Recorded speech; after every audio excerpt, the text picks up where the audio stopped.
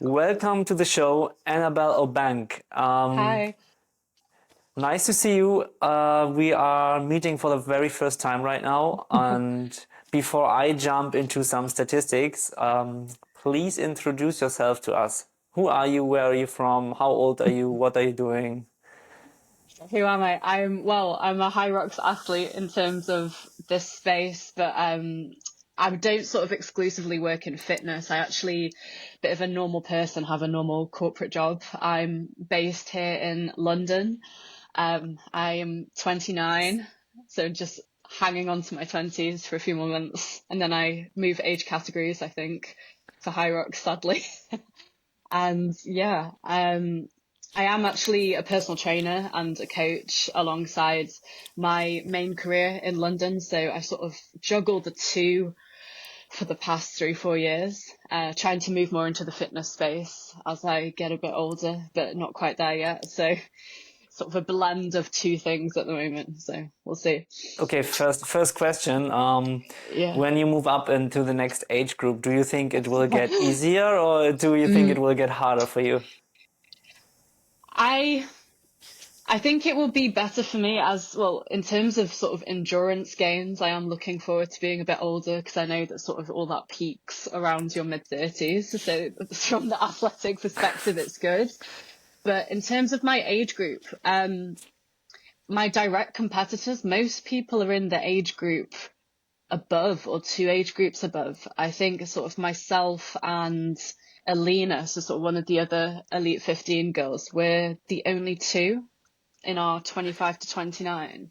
So unless we sort of get a lot of new sort of stronger athletes coming through in a year I to two mean, years, the age group I don't think affects too much. It's overall the competition, but we'll see. as an elite athlete, you are. We can call you now an Hyrox Yeah. elite athlete. You were racing the North American Championships, the Elite 15 major race. This was your first Yes. elite major race. Yes. Do you even care any longer about age groups, or do you just try to go back into the elite and winning the overall thing? Yeah, I guess the goal for me is always to try and be in the elite. I was surprised to get the invitation to race for the North American Championships. It was a roll down spot. I didn't think I would get the chance this season just because the times have become so competitive, but it's always my goal to try and get back in there now. And like next season, I really want to sort of race more majors. But for the World Championships, the age groups is relevant because you race your age group. So that's going to be my next race actually. So age groups are a bit more of a focus maybe. Just to give some statistics, you already said you came into the Elite 15 race as a roll down spot. Hmm. Your personal best was in London with a 65 minute and 17 seconds. And now you race the Elite 15 race in the North American Championships in Washington with a 37 flat, 37 and 1 second.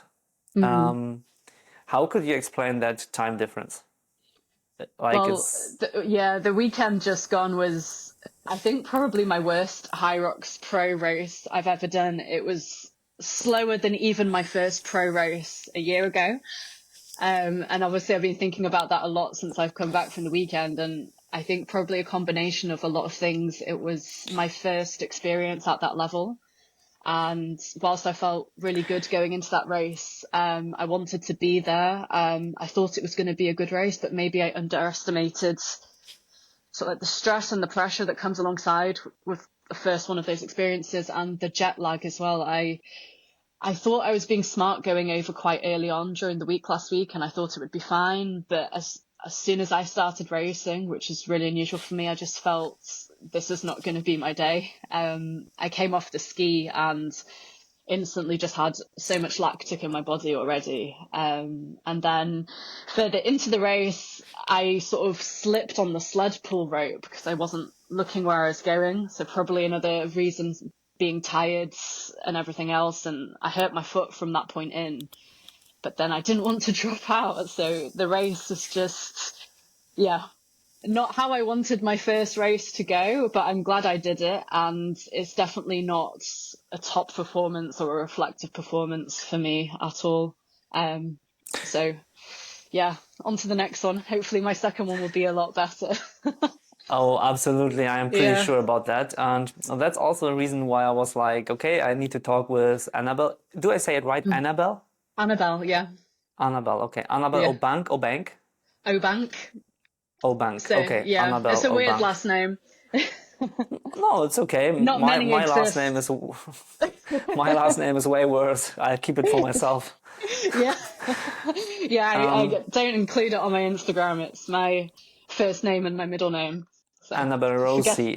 forget about the last name. Okay, Annabelle Rossi. We stick with Yeah. that. And that's why I saw a post. You put up a post directly after the Yeah. North American Championships, and it says like I have a quote of this. Oh, It's weird. I just read it. Okay, are you okay with that? yeah, that's fine. Yeah. I mean, it's on Instagram. Everybody already It's read for the it, world so to see. It's fine. it's for the Yeah. world, right? So it's weird because I did everything right. I was rested, had a clear game plan, control over my nerves, and I'm in amazing shape. But it just wasn't my day. The whole race then became this horrible mental battle not to drop out. There wasn't a single part of me that wanted to keep going, but you have got to take the loss, have a good cry and think Hakuna Matata, Yeah. tomorrow is a new week. Yeah. Tell me a little bit about that mental battle. What does that mean? Well, I think high rocks, well, like any endurance sport, it's always, I think on the day of a race, if you've done your training and you're good to go, it's so much more of a mental battle than it is a physical one. Even on a good race, on a good day, there's no part of your body at a certain point in that race that wants to keep going just because of the sort of sheer physical demands it places on you. But that whole race for me was just, I had that voice. You always have the battle between like the good one and the bad one, and sometimes the good one wins. But for me, because of how the start of that race went, and I was in sort of physical pain on my foot, every second my voice was just telling me, stop, it doesn't matter, pull out, who cares, all of this. But every single time I had to fight and say, no, you're here, you have to finish this. Even if it's not going to be a great race, you have to finish. Because for me, if I didn't finish the race, rather than finishing it sort of last and in a time that I didn't want to, not finishing would be worse, I think, for my future confidence and future races. Because I think once you stop and you pull out, next time I race, you've sort of got that, I don't know, disadvantage probably in your head, being like, well, this is where you stopped last time, you can't do this, this is where you pulled out. So I didn't want to have that going forward. So it took all my strength to keep going, even though it was the last thing I wanted to do. I hated every minute of it after the sled pull. Horrible, horrible, horrible. I had a massive cry when I went home, but it was done. It's fine. It's in the past. So you said you are a personal trainer, sports, and your Instagram also says that you are a sports and performance coach. Mm-hmm. And earlier in this interview now, you said that you have a daytime job, a daily job Yes. also. What is your daytime job? So I'm a lawyer, so that's sort of the path that I've started down for my whole life. That's my Oh, main career. But then as I've got older and sort of wanting to do something that I actually care about and am more passionate about, I like law, and it's it's a good job, it's a good career, it pays my bills, but it's not something that I wake up in the morning excited to do. And probably when I was younger, I didn't have the confidence to maybe pursue a career path that was the right thing for me. I sort of did what I think I should do, and maybe my schooling, what I was sort of thought was more acceptable to do rather than what I wanted to do. So that's sort of the reason for having the two, trying to switch my so life over into a job that I would like. that's completely different to being a Yeah. lawyer, like personal training or training being a Mm. lawyer. But I have to ask this: what does it mean you are a lawyer? Do you work with criminals and or Ooh. for the criminals or against them? I don't work for any criminals. Saying Can that I say it like that? I don't know. My English is yeah, probably not the best, no, but criminal law. Yeah, but that's not the area that I practice. So I'm a corporate lawyer. I Well, at the moment, I actually work as I'm a consultant, so I'm sort of self-employed. I work for myself, and I sort of second myself out to certain businesses when they need sort of legal instruction. But prior to that, I worked for sort of big city type firms doing employment law, actually. So sort of less to do with criminals, more to do with sort of big business. It's very, very boring. Well, It's not like High Rocks at all. some yeah. But I Nothing think to do some with employees skiing or are rowing. Yeah. criminals. Yeah. No I criminals know though. some employees. I know some criminal employees. Yeah. I could probably advise how to get out of a few situations, but not a criminal lawyer. Sounds Yeah. great. So, as a sports and performance coach, Yeah. when I would come to you as an athlete, and ask you to bring me into the Elite 15, what Yeah. how would you start working with me? Do you think it's possible to say like, hey, everybody can jump into the Elite 15 with the right amount of Hmm. work and mindset? Yeah, that's a difficult question.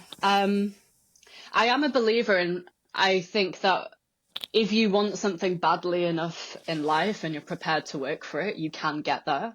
But I think it would be not realistic or honest to, with somebody that can't devote a certain amount of time or hasn't been in sport, especially lacking a bit in an endurance background, to say that that would be 100% achievable without probably having quite a few lifestyle changes. It's always great to have a massive goal, I think, and have that to aim towards. But the realities of sort of becoming an elite level high roxer, there's a hell of a lot of work that goes into that. I'm able to do that because my main career, I've managed to get that to a point where I'm very flexible. I largely sort of work from home. I have my own hours. I don't have any kids or any sort of obligations like that. I have my free time is for fitness. So there's two sides to the coin. I think if you really wanted to get there and you're prepared to make the sacrifices, it'd probably be quite a long road. I would like to try and help that become possible for someone, but the reality, if there's only a few hours in the week to spare, probably not realistic. But yeah. What does it take to be an elite athlete in High Rocks for now? Like, how many hours, for example, do you work For out me, per week, and what do you think, running wise and also strength training wise and workout wise, how much time should someone at least spend doing yeah. those things per week? It's hard to give, I'd say, an exact number. And obviously, I think the quality of your workouts should always be considered rather than just sheer volume, sort of running for the sake of it, working out for the sake of it when you don't necessarily need to. But I'm anywhere from like 10 to 17 hours a week, depending on where I am sort of building up to a competition or if I'm sort of intensifying, building mileage. So yeah, it's a decent amount of time I definitely spend in the gym or running. But then for me personally, I come from a running background, so that was my first sort of route into sports. I used to sort of be a track athlete, cross country runner when I was younger. So I have a lot of years of running behind me. So maybe the amount of work that I need to put in sometimes towards running isn't necessarily the same as somebody who wants to do well in high rocks and has never really run to any sort of sizable level. But yeah, sort of the past few months, I'd say probably training for about 14, 15 hours a week. A lot of that isn't high rocks specific, which people always ask me about training. And I always see high rocks, it's just like all over Instagram these days. Every time you go on social media, it's like, here's another wall ball lunge type workout. A very, very small percentage of my training is actually lunges, farmers carries, wall balls. A lot of it is strength training, running, like endurance work, and sort of I fine tune the high rock specific stuff as I get closer and closer. But yeah, one big tip I would say for anyone that is high rocks training, just don't do wall balls, lunges, farmers carries every day, day in, day out. It's sort of building your aerobic base and your strength that it's ultimately always going to help you get better at those kind of things, rather than just doing 200 wall balls every day, hating your life. Yeah, Not that's how right. I would want to live. Yeah. Right. Doing 200 wobbles a day, Yeah. hating your Yeah. life. Absolutely, yes. Not the way And we don't forward. have to talk about, and we don't have to talk about burpees. Oh no, yeah. So, what does it mean for you to do the strength training? What kind of rep range are you doing? How do you split your strength training? I always split my strength training. It will be like a lower strength day and an upper strength day. And then depending on, so now I've decided I'm not going to compete again until the world champs. So I've got a good 3 months of training to do leading up to that. So I'm going to structure my training in blocks. I'm actually going to go and do a bit of a strength phase now. So I've got a higher number of days in the week where I will just be doing strength training. So I'm usually sort of closer up to a competition, maybe only one strength day a week. I've got 3 sessions in there now for about 6 weeks. So I want to just focus a little bit on like my upper body strength and my pull work, sort of help with the sleds and things. It's where, looking on my recent times, I want to try and make up a good chunk of time. So I'm focusing on that. So I've actually, rather than doing, I quite like splitting upper body into a push day and a pull day. Otherwise it all gets a bit much to do in one session. I'd rather focus on, say, 4 to 5 lifts, do those really well, than sort of have this huge strength session where you're trying to do your legs, your upper body and everything, and sort of not do it to a higher quality. And then in terms of rep range and things like that, if I'm trying to put on strength, we're sort of looking at lower end reps, like anywhere from 2, 3, maximum 6. And that's sort of working in my upper range, 80, 90, 95% strength wise, closer to a competition. If intensifying the running, it's pulling the weights down. So sort of sitting somewhere maybe 65, 75% of my 1 rep max on lifts, increasing the volume of the lifts as well. Less lifting overall, because when you're trying to make up speed and running, you just can't do it all at once. And trying to do lots of speed workouts and lots more endurance work in the legs, just having that fatigue going into things, it just makes for not a high performing session. So yeah, very much depends where I am, but yeah, in summary. What about your recovery? Do you use any recovery tools like, I don't know, massages or sauna, ice bathing, black roll like foam rolling, or Terragun like those vibration guns? Do you use any of these? Um, to a very limited degree, actually, and I know there's a lot of talk and chat about things, I know, in sort of Instagram about ice baths and saunas and things like that. And I think overall, the impact those things have on your fitness and on your performance is probably about 5%. I think if you're nailing things like your nutrition, your sleep, your coach knows what you're doing, or your programming is done well, I generally don't feel like I need a lot of that. I do like a sauna session. After sort of heavier lifting and things like that, sauna is really beneficial, like the heat on the muscles and things. But I absolutely hate ice baths. I hate them so much. I think the last time I did one was maybe a year ago. I just don't enjoy them. And yeah, I feel like I put myself through enough suffering sometimes. I don't want to add an ice bath onto my life as well. But they definitely have their benefits. But for me, I really don't sort of do the gimmicky things too much. I have one of those massage guns. Sometimes it just causes me more pain than help, so I don't always use it too much. But yeah, I don't So have a what's more? fancy setup for recovery, if that's the simplest answer. I sleep a What is lot. more important? Okay, you sleep a lot. That's I probably sleep the a lot. question to I my nap to my quite a next. lot. So as a Yeah. lawyer, you can sleep a lot. That's good. If I am working from home, there's always time for a 30-minute power nap in the afternoon, but nobody needs to know that. I'll just put Of course myself not. in a call on the laptop. It's fine. It's needed after a big session sometimes, because I prefer working out in the morning a lot of the time. And if that's been sort of a heavy running session or a lot of speed work, it does make me crash a bit around lunchtime. I sort of have that quick power nap and I'm fine for the rest of the day. But sometimes like it really has to happen. So I can't make it through. So what's more important, sleep or nutrition for recovery? Definitely both For, together. okay. Especially nutrition for performance sports, things like high rocks. Your nutrition makes such a difference, such an impact, and it's sort of fueling correctly for your sessions and for the kind of work that you're doing. If that isn't sort of on point, I mean, I noticed personally, I've just had about 4 days, 5 days not really doing anything, not eating well. I went for a run today and my body just felt rubbish. It impacts you so much more than you realize. And I couldn't do all the training without the sleep and nutrition. It just doesn't go together. So yeah, it depends the level that you want to compete at. But when trying to sort of live a massive social, this makes me sound really boring, but trying to have like a huge social life and have your job and do the training, something would always be compromised. So depending on how serious you are about leading up to an event, sort of those things have to be right in order for you to perform.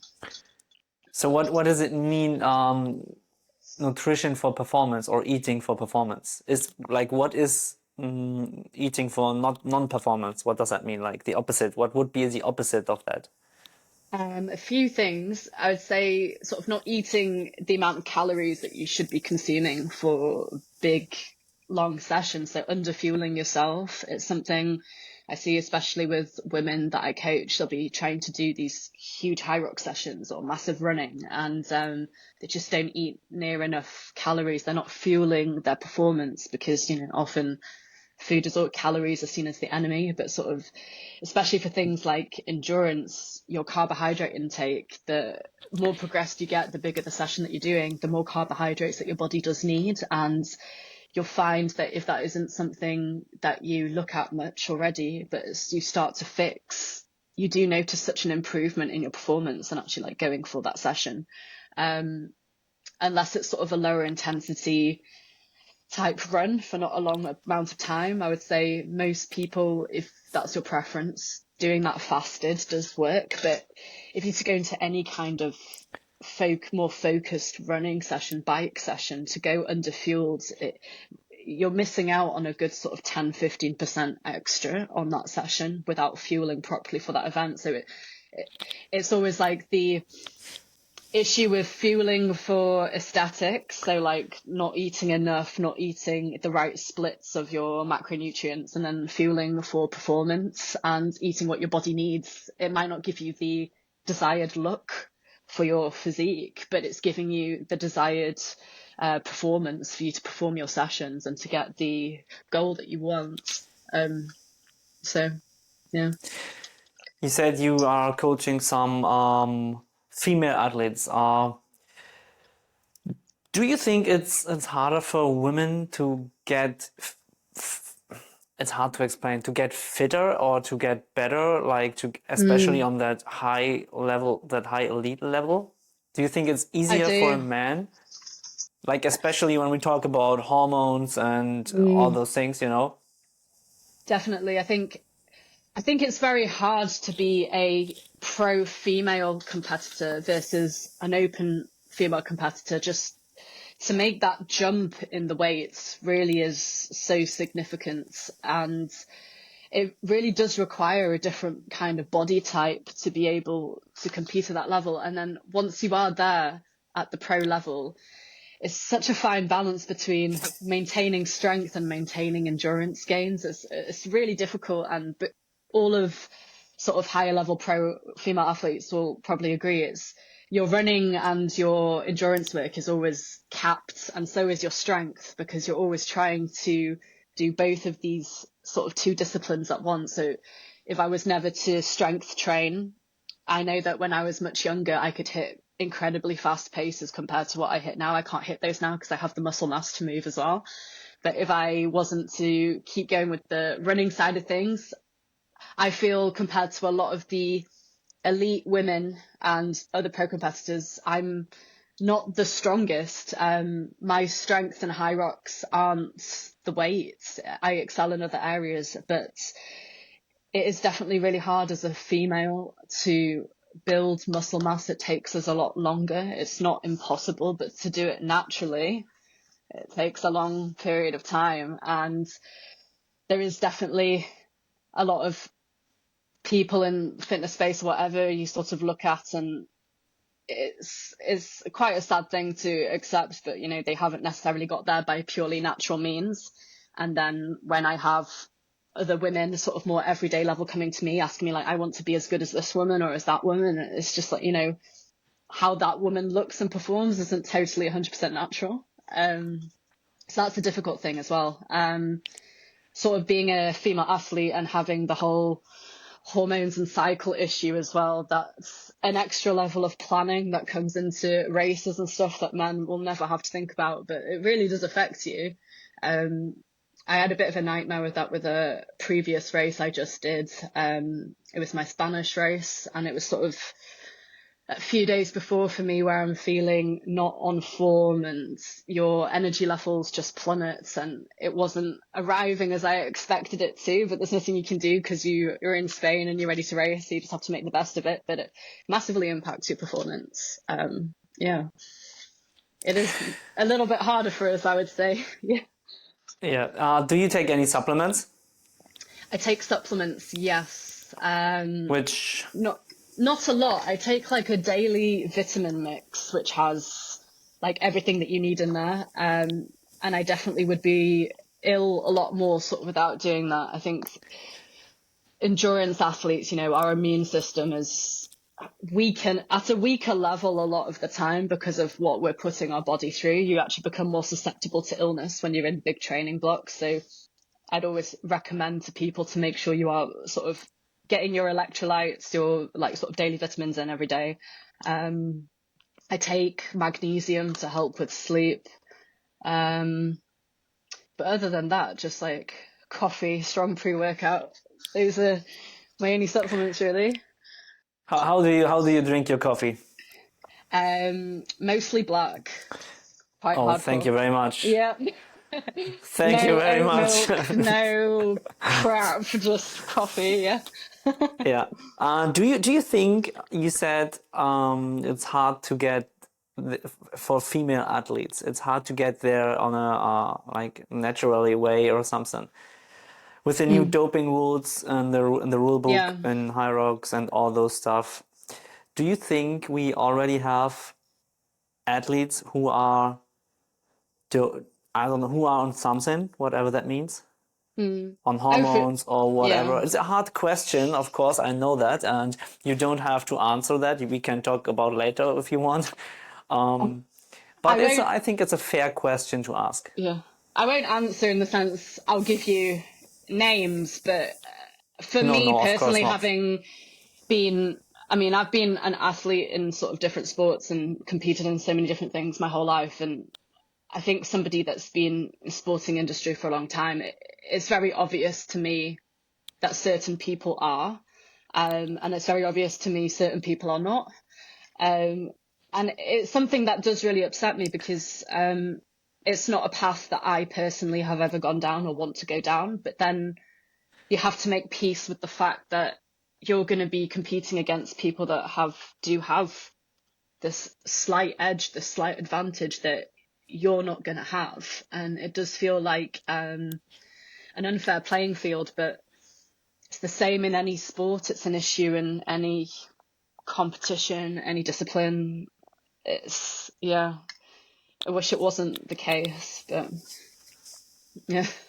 I don't know how much effect So the anti-doping affiliation with High Rocks will actually have in practice. I mean, they've acknowledged that they recognise it and they adhere to it, but I don't know if anything like actual testing would actually be carried out, because that's a whole different so it's one thing saying, yes, we recognise this and we agree to it, but actually sort of carrying it out in practice is whether they do that or not.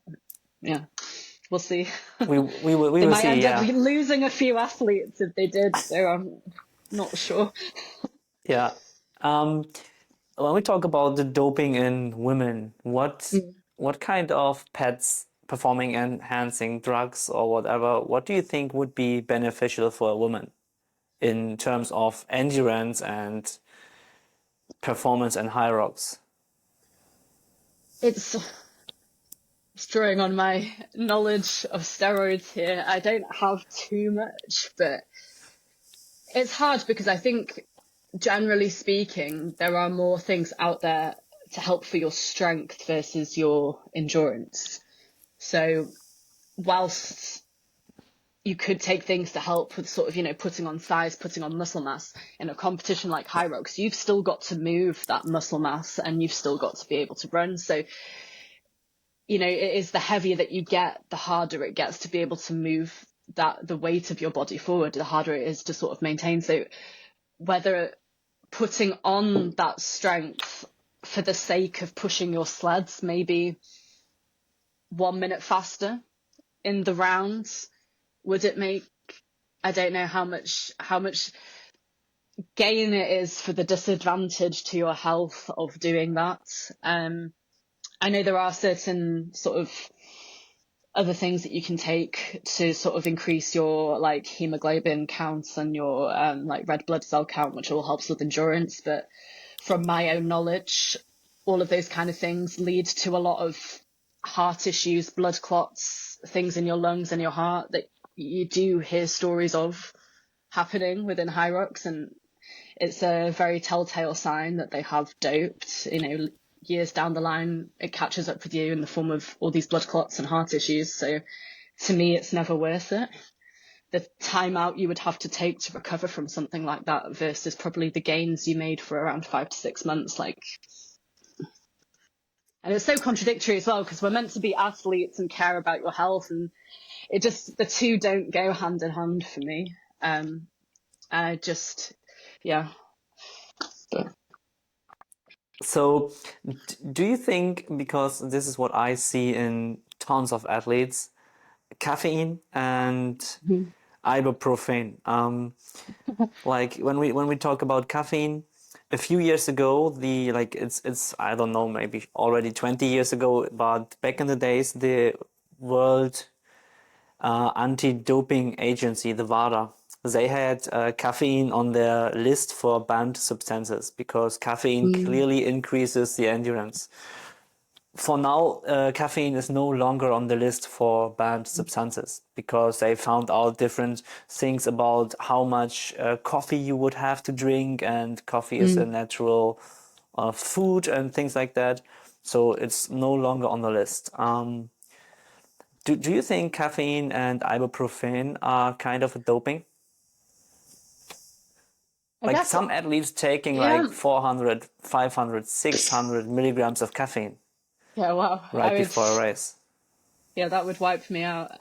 Taking that much caffeine to that degree, I mean, I guess under the strict sense of what it means to dope, unless everybody is doing that, you are at a different advantage or a different level going into that competition. But they are regulated substances. Caffeine is so, I mean, if you're using a bit of caffeine for a workout in your coffee, that most people alive do that. Not everyone actually performs too well off taking something like caffeine. Some people are highly sensitive to it, so some people don't use that, so it's more of a benefit for them not to take it. So you look at it that way, everyone's just sort of using what's legally available to best benefit their performance. I don't do well on high amounts of caffeine. A little bit before a workout helps me, like beta alanine as well, before sort of more intense endurance workouts. That does give me a bit of an edge. But if I go wrong and take too much, that just yeah, that's sort of the closest I'll get to anything super strong before a workout for me. I understand. I Yeah. understand. One question I saw, last question before we come to an end. As an athlete, from the point of view athlete, let's say as an elite athlete, and I think you will be able to go back to the elite. So, do you think you have to give something back to the sports, to the community, and if so, what would it be? It's a good question. I try to give back sort of via my Instagram platform. Sort of, I'm by no means sort of influencer status, but a lot of my followers are high rocks athletes, people that are interested in sports. So recently I've tried to sort of share more. Yeah, that's Can me. you see it? Getting more Okay, let's do famous. some. Yeah. Wait a second. Come into focus a bit more. Yeah, there we go. So go and follow her. Oh, thank you. Yeah, Of course. that's it. Yeah, I try to as a person, I would like to think of myself as an honest person. So I try to post things and sort of like my post that I did after the elite race. I tried to be as honest as I could and sort of give a real sort of impression of what my experience was like, rather than just sometimes, I mean, I'm guilty of this as well when I look at people that I'm a fan of and high performing athletes, and you can look at their social media and it just sometimes looks like it all comes so easily to them, and you know, every day's a good day, every day is a really good workout. But I try to be in what I post, like, you know, today was shit. I didn't like going to the gym today, but I still went and it wasn't great. And maybe the rest of my week I didn't feel like training. But I think it's really important to try and share things like that, especially when I know a high proportion of my audience is like fitness geared. So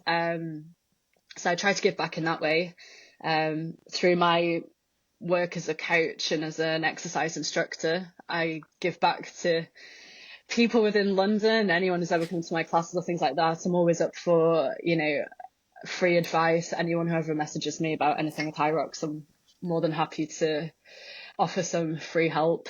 So yeah, I try to do my bit. Okay, so that means when I'll be in London next time, I Yeah. am invited to one of your classes. Oh, of course. Yeah. No questions asked. That's good. Cool. Thank you very much for this. No Any problem. last words for the community or for family members or whatever?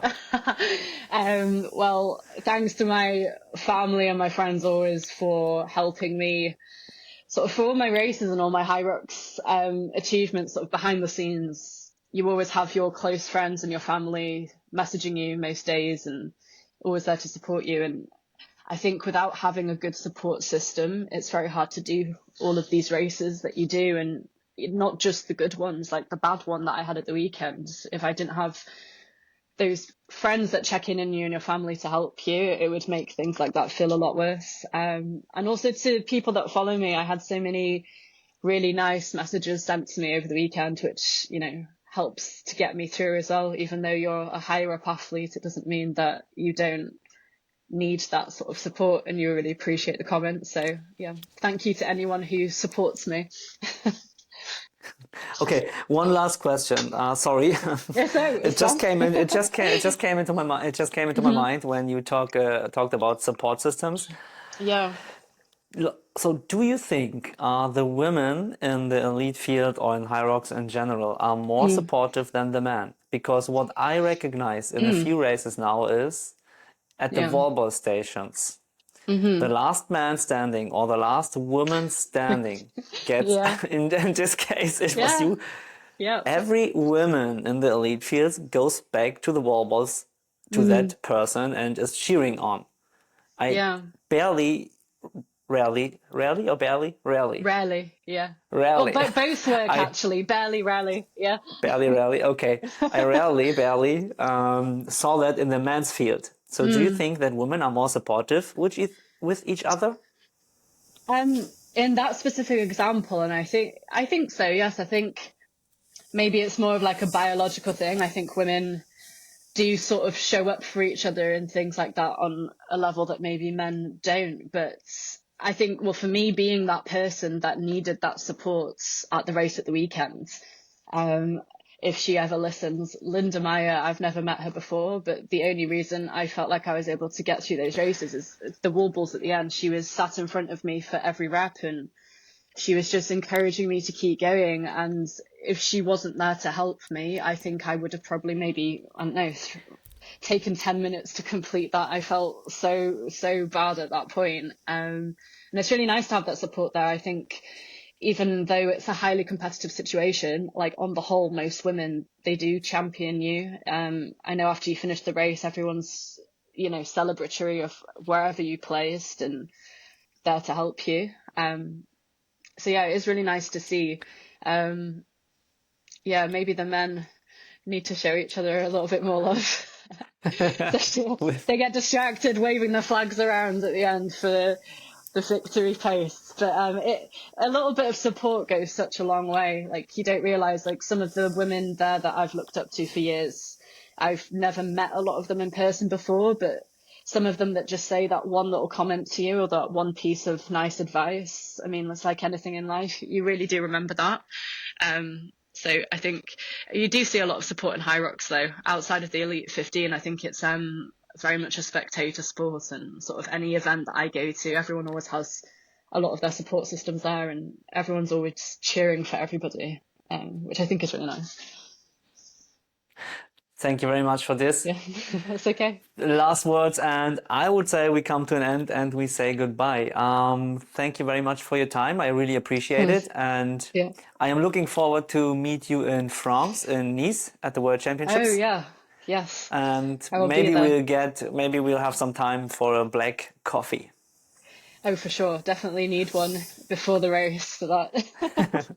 Thank you Yeah. very much, and Thank have a good you. day. You too. Bye.